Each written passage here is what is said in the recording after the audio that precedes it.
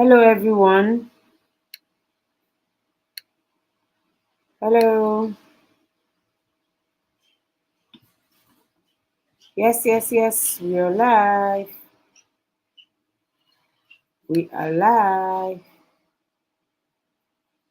Yes. Thank you so much for joining me for the last edition of the Midweek Midday in January.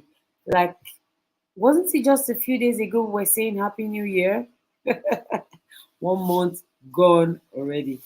Thank you, everyone who is always here, who is inviting their friends, who is sharing, who is telling, who is helping.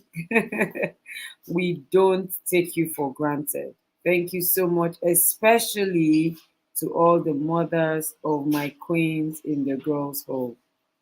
Okay, so today we're going to continue our conversations about sex ed, sexuality, etc., especially as it pertains to girls.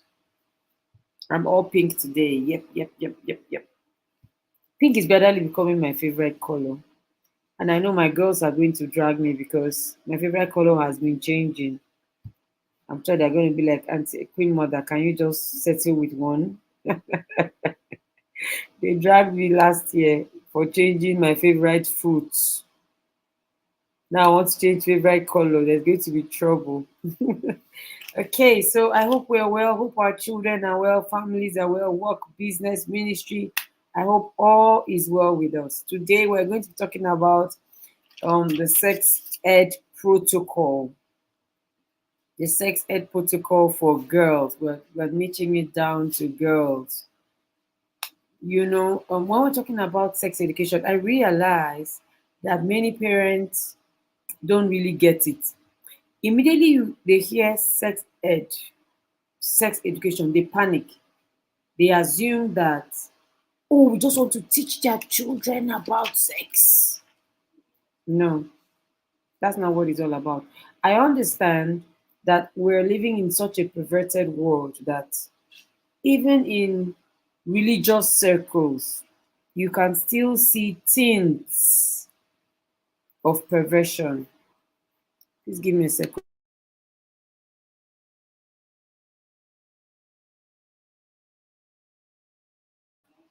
Okay, so um, we're living in such perverted times that even as believers ourselves, we need to be careful.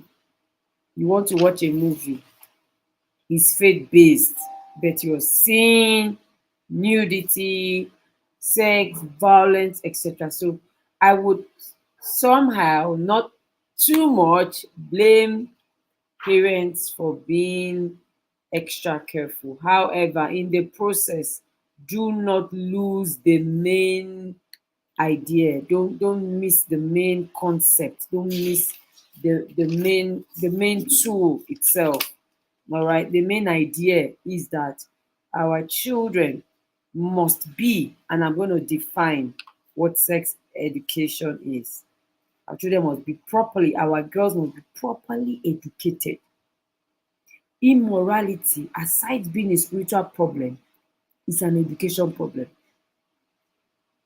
It is for lack of the appropriate, right information that causes these girls to take this stupid, if I might say, very silly, destructive decision that they are taking every day. Sex education is the process of giving systematic instructions. Sex education is not just information. Come and hear what happened. This person got pregnant. Be careful. That's not sex education. Please. If you sit down here, if you go here, if you keep this kind of friends, you will start sleeping with people yourself. That is not sex education. Sex education must be systematically done. It must have instructions and it must have knowledge. It must be taught. It must not be assumed to girls as individuals or as a group. This education must contain everything they need to know about their sexuality. With what aim? It has an aim. The aim is to develop and strengthen their ability to make conscious, satisfying, and healthy sexual choices. Hello, ma'am. Thank you so much for joining me. I can see you. Sex education has an aim. Oh. The aim is not just so the girl is just knowing what is happening. The overall aim of sex education is empowerment. I believe in empowerment. I don't believe in whining. If you're close to me, you already know. If you're following me, you already know. If you're in the girls' hub, you already know. I detest whining. Why are you whining? The world has changed. Everything has spoiled. Children of this day, is that how does that empower any girl? I believe that when any problem crops up, there must be a solution. So I'm constantly in the place, in the posture of solution. The more the enemy, the opponent, is devising, crafting means to confuse our girls, the more, there's so much more. I am also drafting means and strategies to empower them. So when you sit and say something like, I don't want to, I don't want to say something that I don't know where to start from. I don't know what to say. I don't want her to experiment. I don't know what when you are complaining, you are doing nothing. In fact, you are worsening the situation because time is going and there is appropriate age sex education that must come to your daughters per time. Do you know that there's a time you give sex ed and your daughters will sign out somewhere in their head? They just log out. It will look like chicken change. It will look like is my mommy joking. Me that has tried out these things many times. She's coming here and she's wasting my daylight. That's how it's going to sound. So I need us to wake up and understand that if the sex education you give to your daughters is not effective enough to influence their health, their choices, their sexual choices, that education is not should not be used again. Just put it to an end. I want us to understand that the entire sexuality, sex concept is so powerful that it affects the overall well-being of your daughter. Sometimes we trivialize it. We have this attitude of, I beg, my daughter will be all right. She's a good girl. I've told her she knows God, told her she knows what to do, and that's fine. Do you know that one wrong sexual choice can affect her spiritual life, her physical life, her mental health, her academic life? A girl is caught making out with a boy, she's expelled or suspended. She misses school. She starts to have more feelings of inadequacy and loneliness, mental health. Then her work with God, she starts to have guilt and she's not able to connect with God as she should. Then physically, she starts to look at her body. I mean, sexuality is so important. That is why we must pay attention to it. February is coming. February is a special month as far as we in the system are concerned, as far as the girls' home is concerned, as far as the Responsible Things Academy is concerned. February is a special month because this is a month when a lot of information and misinformation is flying. They have started in their schools.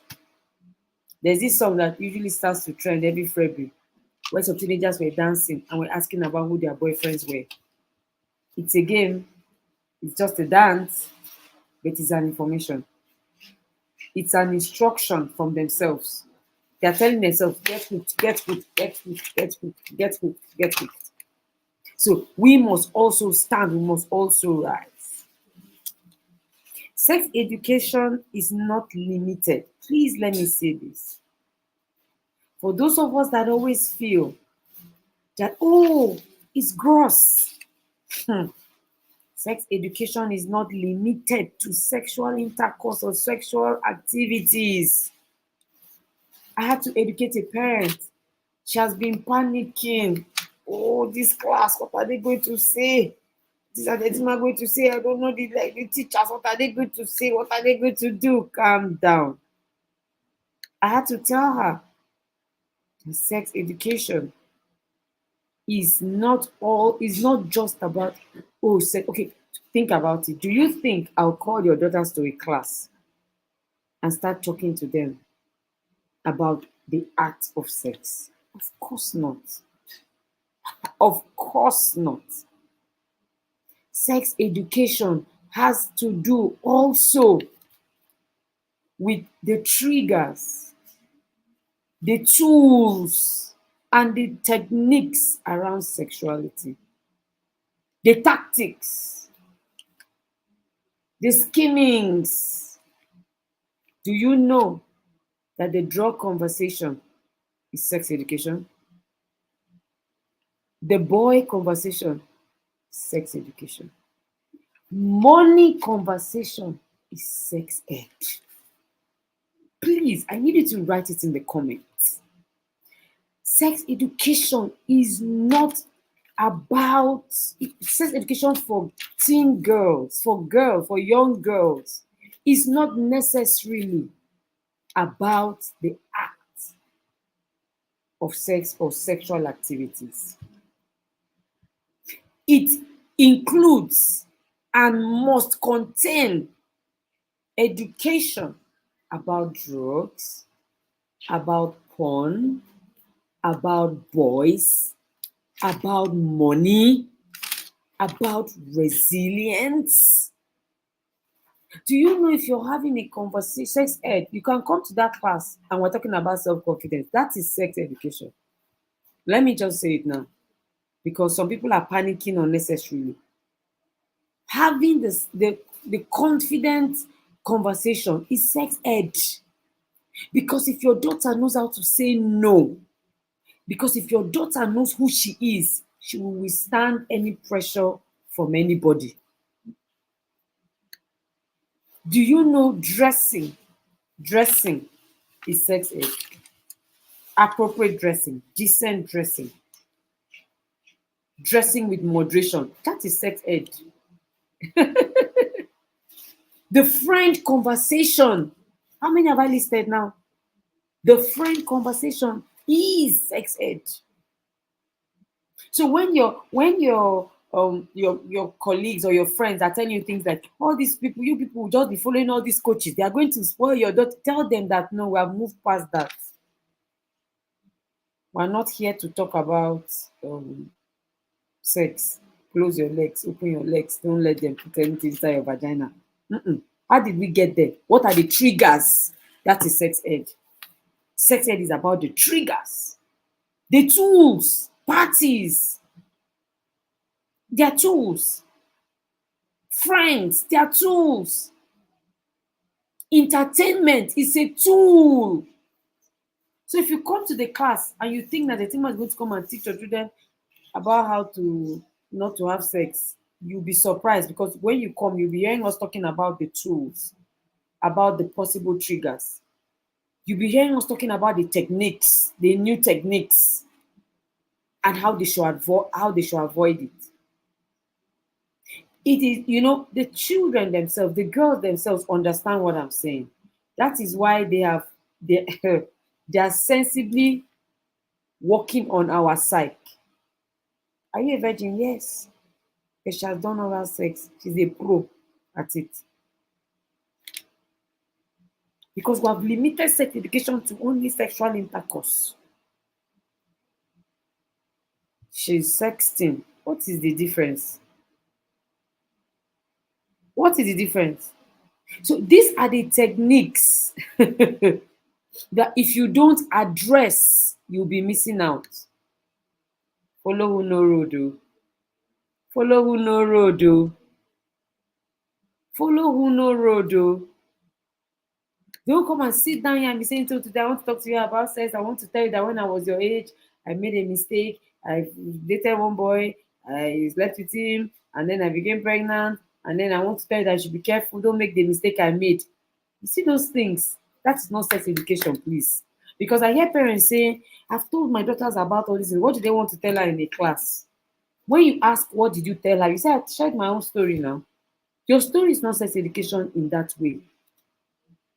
If your story does not have, I can boldly and confidently say that my story is a sex education material. Not just because I kept myself. That is not education. But because I carefully crafted the story and highlighted the triggers, the tools, and the techniques in this book. That's why I can confidently say that it is a sex education material or resource. So even when you're sharing your story, make sure that you're highlighting something that is empowering. Look, if you give these children these three things, if you have it at the back of your mind and you give it to them, you have empowered them. Yes, empowerment is giving someone the ability to make wise choices, better choices. If your daughter knows that she doesn't need to date somebody to sleep with the person, that, oh, there's something called hookup culture, sharp, sharp, fast, fast. And you have already told her, date it. Don't date anybody until you finish SS3 or until you finish university.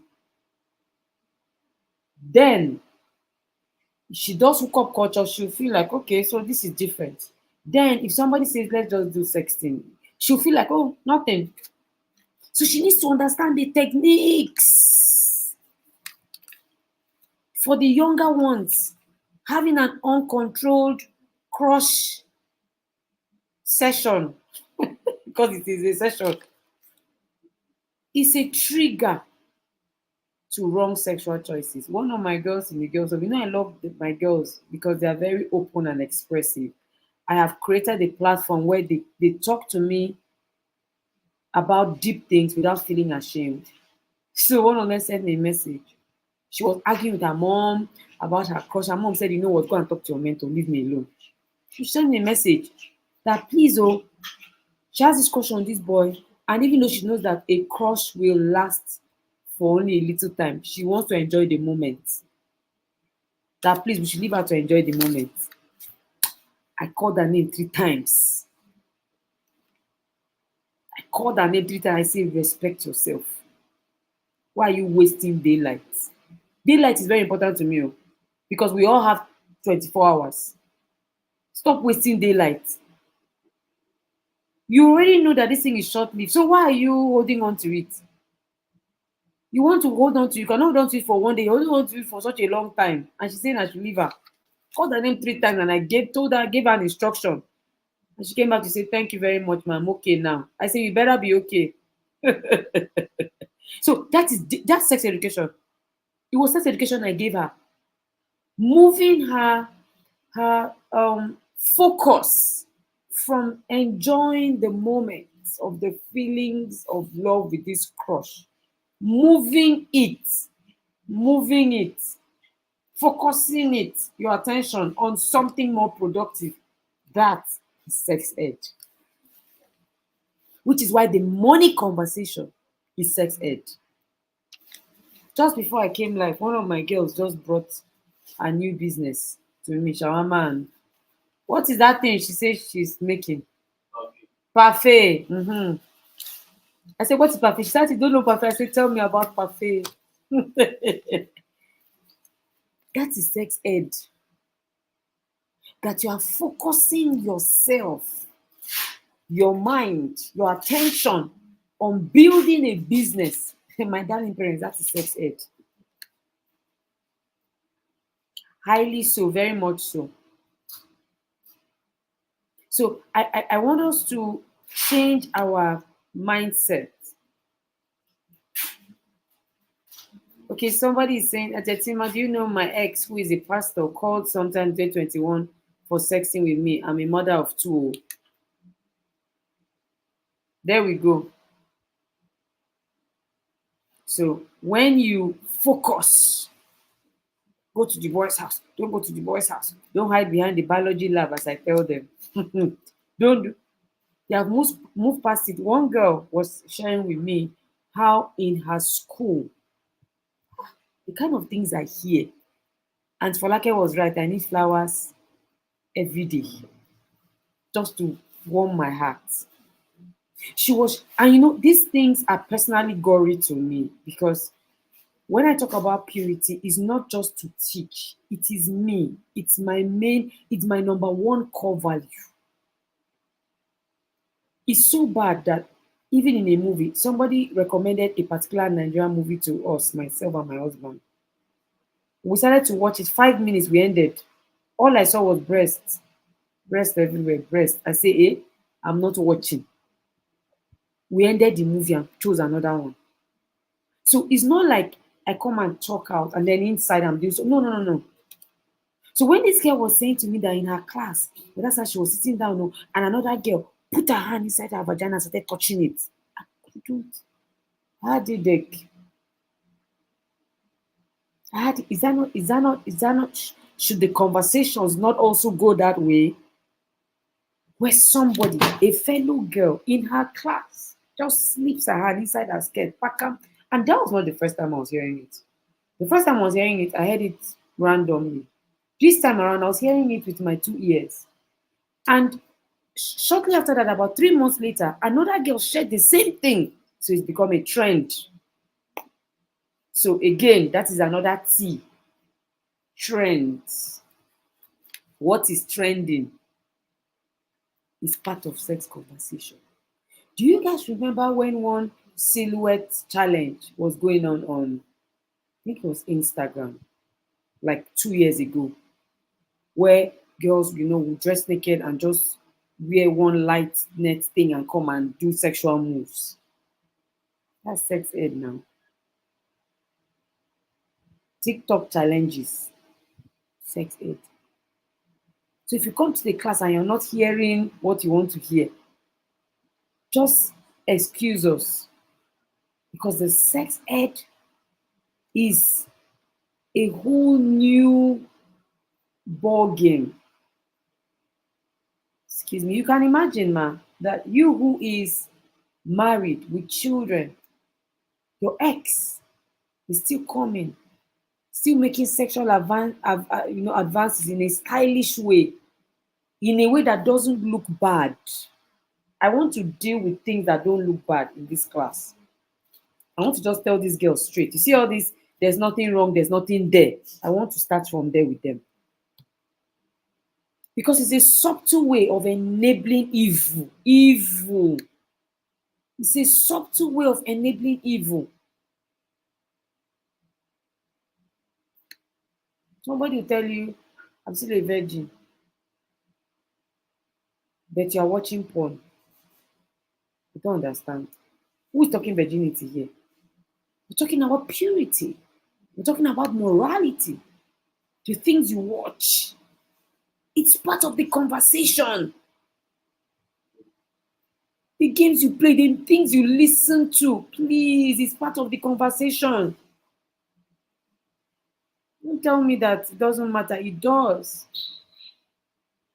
Okay, so what I've just talked about and explained about is what the sex ed protocol is all about. What you'll be talking about. Where it must be in a conducive environment.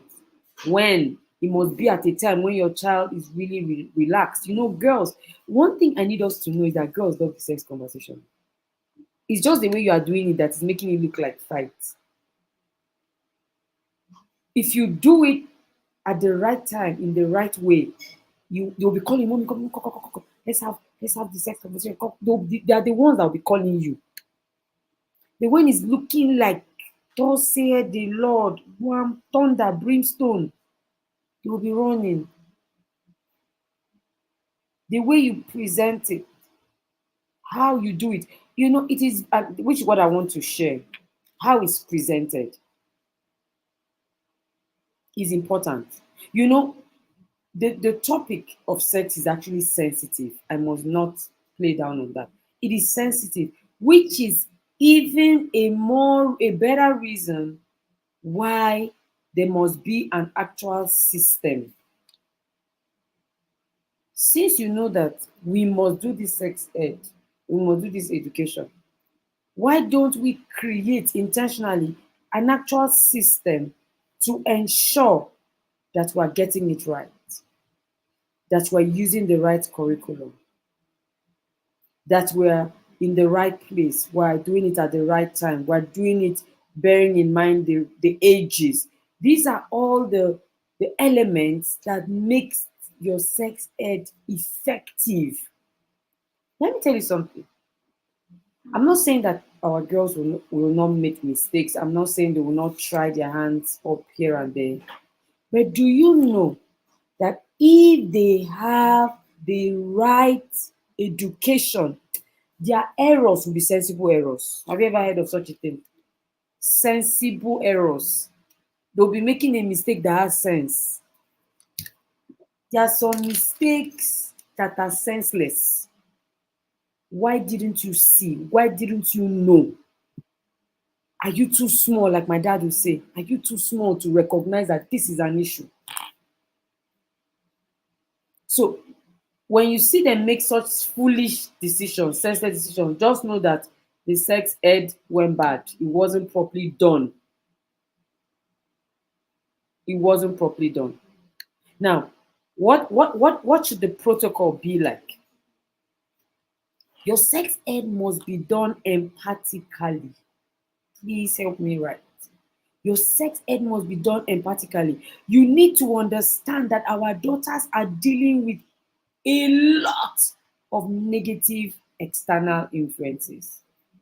If you don't have that at the back of your mind, you'll be doing it like fights. It won't work. Your daughter needs to understand, she needs to see that my mom is really, my dad is really, my mentor is really trying to help me. Most times they see it as we are trying to stop them. That's why they say, you enjoyed yourself, now it's my turn. You don't want me to enjoy myself. Who has heard that statement before? They say it now. During your turn, you enjoyed yourself, you were flexing. Now it's our turn. Allow us to flex like you. Don't worry. It means you're not doing it empathically. It means they're still seeing it as you being their enemy of pleasure, of enjoyment. So there's a way to do it. The point you are highlighting must be point of somebody who genuinely cares. I care about you. One day I was talking to some senior girls, and I was saying to them, it was a group of senior girls, so don't worry, I could go very far. Some of them were already sexually active. I said, you're having sexual intercourse already, your vagina will slack. Like Jesus, I said, to slack. Have people not been hearing? It will slack. It will expire. By the time you get married, after a few years, it becomes stagnant. You start having problem. You're married. It makes so much sense. Too much sense. They're like, so I said, so it's not about me. It's not about me. My own is impact, tight, correct. Your own, peke, peke, peke, peke, peke.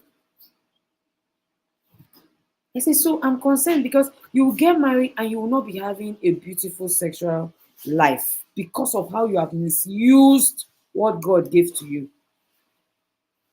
And at that time, as you grow older, you'll be needing it more. So take your time, and explain this thing from a place of empathy. I say, so in all they are pressuring you, they are pressuring you, they are pressuring you. Don't forget this point. Don't forget that at the end of it all, with all the pressure, this is going to happen. It was a statement of genuine care. I was really, really caring about the state of their vagina.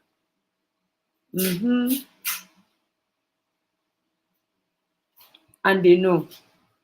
They could see it. It wasn't about me. It was about them. When you make the conversation about them, they would sniff empathy in it. When it's sounding like, don't bring shame to this family. Do you know who I am in the society? Do you know who I am in church? Somebody had bad reports from my daughter in school and was saying, what will I tell the pastor? What will I tell my siblings? What will I tell my parents? What will I tell your friends? What would I how how how does that concern this girl, for goodness sake? It's a very unempathic thing to say, a very unempathic position to take. Others, pastor, friends, family, who are all these people in the lives of our daughters? When when push comes to shove, they don't matter. What matters is them. So it's all about them, not us. All about them, not us. Mrs. Naji says, but maybe the young ones need to hear about the vagina slacking because the age range is getting younger for children involved. Sadly so. Sadly so. You hear somebody is 13 years old, is already experienced.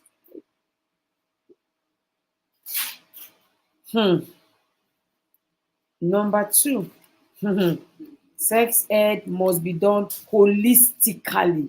Holistically. Please leave nothing out as much as possible. If you are asked a question, see, the best way, one of the best, most effective ways to do a holistic sex ed is questioning, both from your end and from their end. Start with asking so you can ascertain the level of knowledge they already have. Then allow them ask you. When they ask you, if you don't know the answer, please don't answer. Tell them you are coming back. Go and find a way and construct it. And for your information, these girls know the answer. You know, right? They know the answers. So sometimes for me, when they ask me very hard sex ed questions, I tell them what they know and what should be. Because I know why they're asking. Yes, I'm good like that. All glory to the Lord. I know why they're asking me. So I say, this is what you think about this. This is what your friends think, but it is wrong. This is right.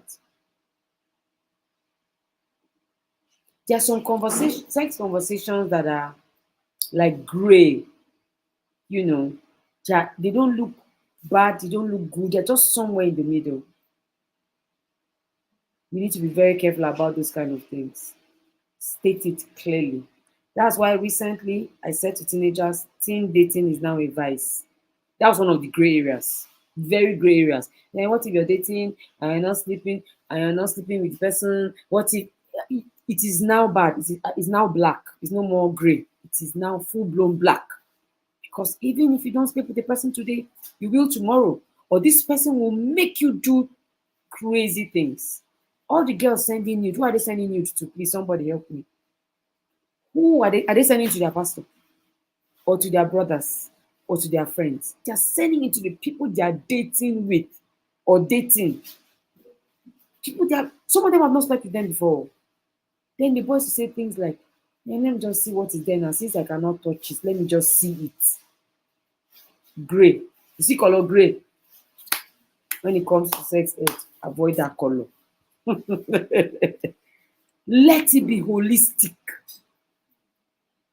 Let it be holistic. That is why number 3 says age appropriate. When you want to do your sex ed and you check the age, go and gather as much information as you can for that age. Don't leave it to chance. Do your research. Check what is the thing that they are now doing now. What are they saying now? What is intoxicating them? Somebody was saying she doesn't know the meaning of vaping, and you have teenagers. How now? Why now? Is it fair? Is it fair? How will you not know what these things are? You're binding and losing the things that should be helping you help your daughters. We didn't say you should use it. I don't go to club. I've never gone. I will never go. Does it mean I don't know what happens in a club? I know everything. Everything that happens inside club, I know. I don't have to go.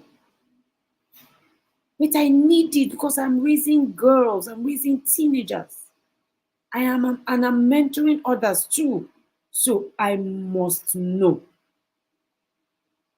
So when we sit down, when we say, oh, all these things, they are too much. It's just a lot. You know, there's something I realized about information. When about age appropriate sex ed, if it is too much, it triggers the curiosity in your child and they want to experiment. If it is too less, it waters down the impact and the effect of the sex education. They begin to just look at it as something casual, it's not so important kind of thing because it wasn't rich in content. If your sex ed is too light, if it's too little, if it is not rich in content, your daughters will trash it. I said it. You want to try it? Come back and give me the gist. Just come and give them basic, plain, less than their age sex ed. They'll trivialize it. Somewhere in their mind, my mother doesn't know how far we have moved. So it must be rich. You must always be teaching something new. Something that they're like, oh, that's true. Something different. That's what I'm saying. Stretch. Don't just be limited to, don't go to a boys and don't follow a boy. Yes, there is more to these things.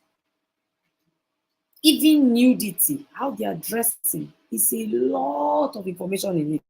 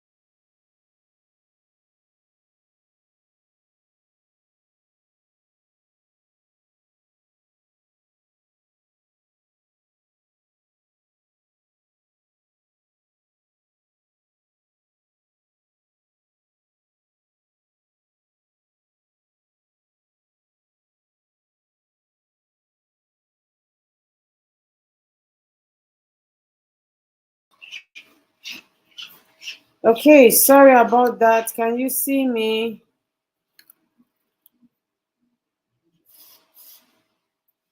Let me know if you can see me, if you can hear me. Sorry, the network just froze a bit, logged me out and back.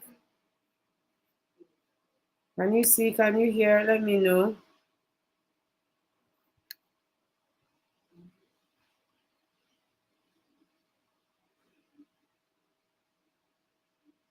You can. Oh, thank you. Thank you so much. So we are back. Apologies. Sorry for that.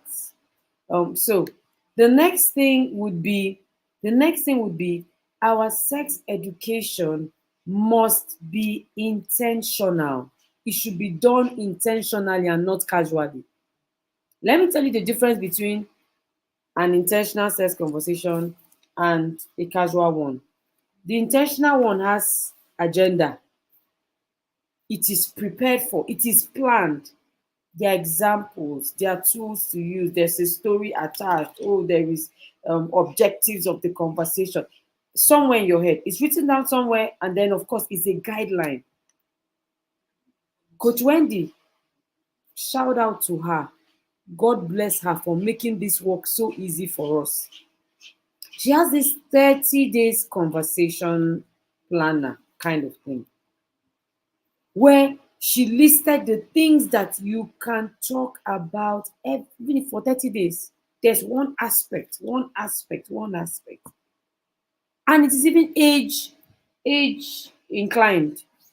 So you see why I'm saying that it is only the intentional parent, excuse me, or somebody who is not casual that has sex and effective sex ed, because you go out for this information. Don't just sit down in the confines of your home and your office and just say, I don't even know what I want to use. I'll just tell her what I know. What you know is not enough again. Go out for these things. Go and check books. Kuchwende has also written Sex Educate Like a Pro 1, 2, and 3. There's so many tools. We have all of them stocked at Witty Minds. You don't have any problem. We have it all covered for you. My book, this one, is even a conversation starter. Managing Emotions for 7 years plus. You have what you used to talk about from this book. Where's the other one? There are so many. There is Healthy Boundaries. Good Body Habits and Boundaries. It is for the younger ones. There is Puberty. It is for preteens. So why are we saying we don't know what to talk about? I don't know where I'll start. Why are you confused? Puberty is a sex conversation. Changes in your body. How you feel when you see the opposite sex. How you feel when somebody touches you in certain parts of your body. That is sex conversation. That is why a girl's sister will touch her. She's 18 or 17, and her 12-year-old sister will touch her, and she cannot say anything. Another one will be touched and say it is sweet. The feeling is sweet. Because you did not tell her that anybody that touched her breast, she will like it. Whoever it is. Why are you keeping that information away from her? You see why I said that you need to be intentional. Don't just come casually. No template. No curriculum. Nothing. No exam. No tools. You just appeared. Nah, that is wrong. Be current. Constantly upgrade your own sex education bank. Fill it up. Fill it up. Every year in July, I attend a sex educate like a pro challenge with the Intentional Parent Academy. I don't miss it every year for the past 3 years. Every July, I leave that week open. This is me, a coach, a sex educator. I attend it. So, for you to be intentionally doing your sex ed, you must be upgrading your knowledge. Do you know that between last year and this year, things have changed? A lot has changed. Was it not in one of those conferences that we heard that girls are selling eggs now? Yes. So your daughter is not, she's a virgin, she's not sleeping with anybody. But her eggs are almost finished. She's selling them. Maybe I said that money conversation is sex education. She's selling her eggs, 150K only. 150K. Selling you, selling the egg, selling everything. Finally, for sex ed to be effective, it must be done communally. Communally, in a group. Teenagers love to learn with each other. Peer learning, they love it because it sounds like I'm not the only one in this boat. I'm not the only one. It's all of us they are talking to. It's so interesting how they open up, how they express themselves when they're in a group. But when it's just two of you all the time, I'm not saying you shouldn't do it. I'm just saying not also include group learning. Let it not be as if they have come for me again. They are here for me again. My mother has come again. My mother has come again. No. Encourage. That's why I'm saying get your teenagers, their friends to come for this sex ed class. Your daughters and their friends, their classmates, their schoolmates, get everybody, get everybody to come on board. Let them learn together. When sex ed is done as a group, I can tell you it will be effective. First of all, you're not the one having the conversation. Even if you're the one, they love it that it's them and their friends. They like it. In fact, you'll be hearing questions you did not hear when you were teaching or talking about it alone. When they're now in a group, it's like I have backup. I guess I'm here. I'm not the only one. So they relax, and they enjoy it and they take it all in. Associations, relationships, very, very important for our daughters. Okay, so this is what I have for you today. I hope you're registered for the sex ed class. If you have not, you will be enjoying the late registration that starts from Sunday. We extended it up until Saturday, just by one day. You will collect the late registration. That will be your portion.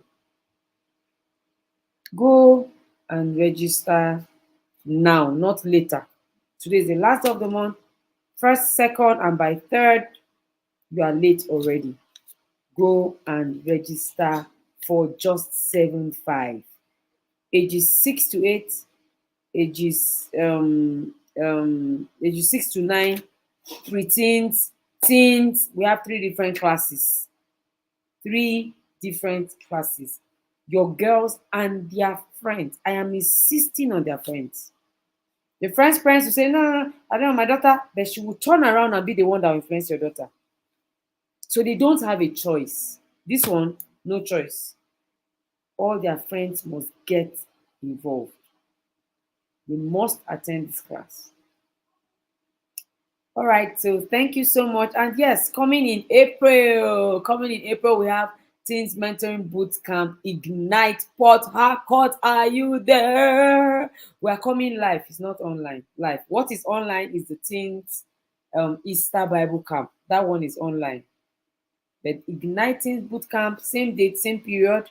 We are going to be in Port Harcourt for the second edition of PH, life, coming in April. Thank you so much. Please don't forget to share this video.